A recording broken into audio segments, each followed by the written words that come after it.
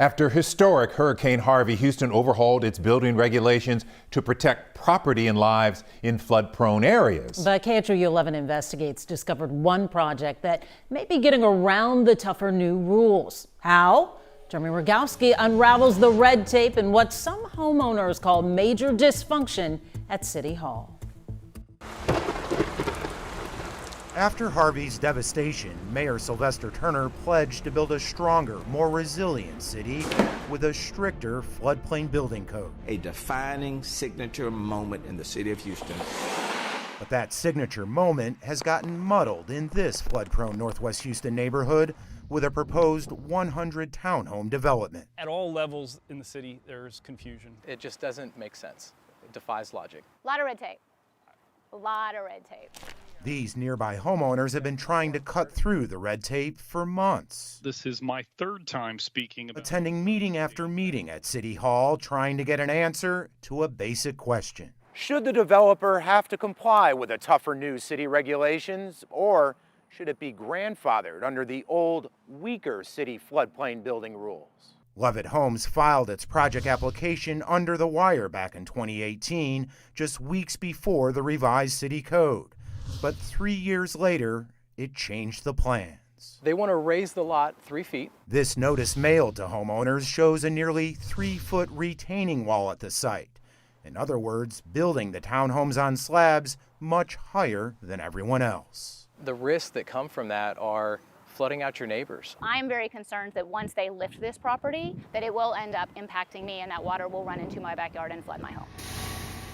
Marie Carlisle took this video outside her backyard of truck after truck dumping fill dirt, despite the new floodplain ordinance, which clearly states no fill shall be used as structural support of any structure. Common sense is you change the plan, you lose the grandfathered status.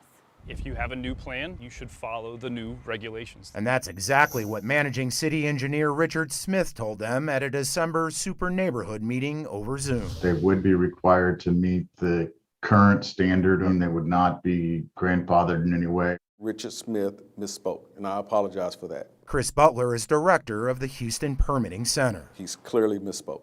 And that adds to the frustration. It does. And just as they're frustrated, I'm frustrated that our staff are out there adding to the community's frustration. The frustration at City Hall didn't end there. Days after that managing city engineer misspoke, Mayor Turner himself chimed in. Legal is looking at that as well, pledging to have the city legal department examine the grandfather issue.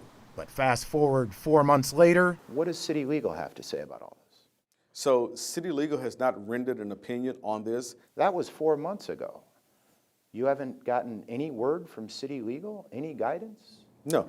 It's inconsistency at all levels. I think that the right hand is not talking to the left hand. I'd go so far to say that there's a dereliction of duty for those public officials. After all the mixed messaging and modification to the plans, now the mayor's office says the legal department, quote, concluded that the character of the project has not changed since the original filing. So the new development will in fact be grandfathered under the old pre-Harvey rules. But this story isn't over just yet. You see, even though the city accepted the developer's application, it has not approved the actual project plans or granted any permits. In fact, the city issued red tags stopping those trucks from dumping dirt on site, at least for now. Mia? So, Jeremy, interested to know, what does the developer have to say for itself? So a Levitt Homes spokesperson promised to get back to us last week, but so far we have not heard a thing. We know you'll keep us posted for sure. Jeremy Rogowski tonight, thank you.